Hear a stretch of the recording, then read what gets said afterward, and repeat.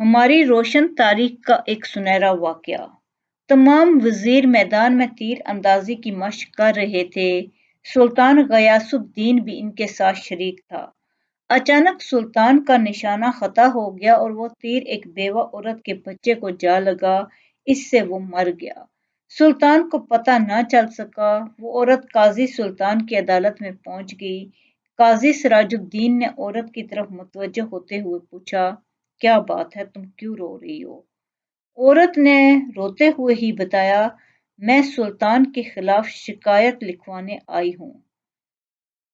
اور اس نے یہ شکایت لکھوائی کہ سلطان کے تیر سے میرا بچہ ہلاک ہو گیا ہے۔ قاضی سراج الدین نے عورت کی بات توجہ سے سنی، پھر اسی وقت سلطان کے نام خط لکھا۔ آپ کے خلاف شکایت آئی ہے، فوراً عدالت میں حاضر ہو جائیں اور اپنے خلاف آنے والی شکایات کا جواب دیں۔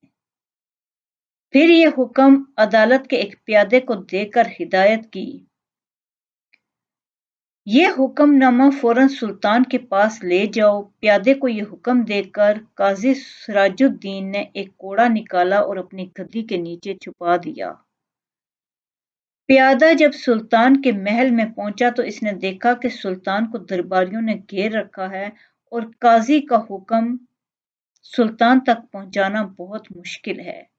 یہ دیکھ کر پیادے نے اونچی آواز میں اذان دینا شروع کر دی۔ بے وقت اذان سن کر سلطان نے حکم دیا، اذان دینے والے کو میرے سامنے پیش کرو۔ پیادے کو سلطان کے سامنے پیش کیا گیا۔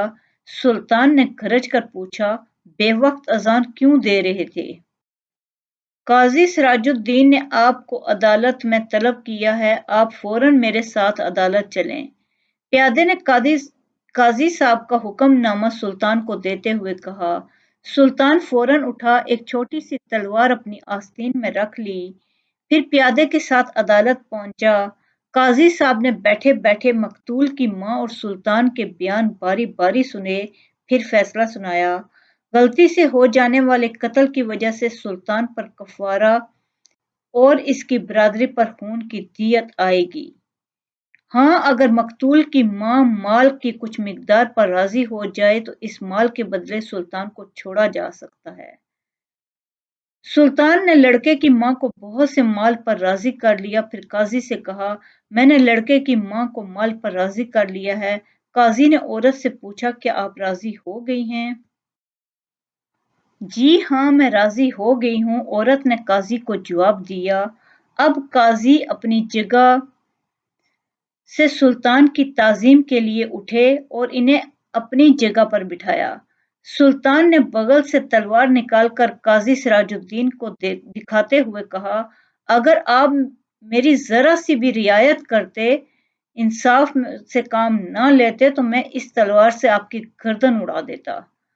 قاضی نے بھی اپنی گدی کے نیچے سے کوڑا نکال کر سلطان غیاث الدین کو دکھاتے ہوئے کہا، اور اگر آپ شریعت کا حکم ماننے سے ذرا بھی ہچکچاتے تو میں اس کوڑے سے آپ کی خبر لیتا۔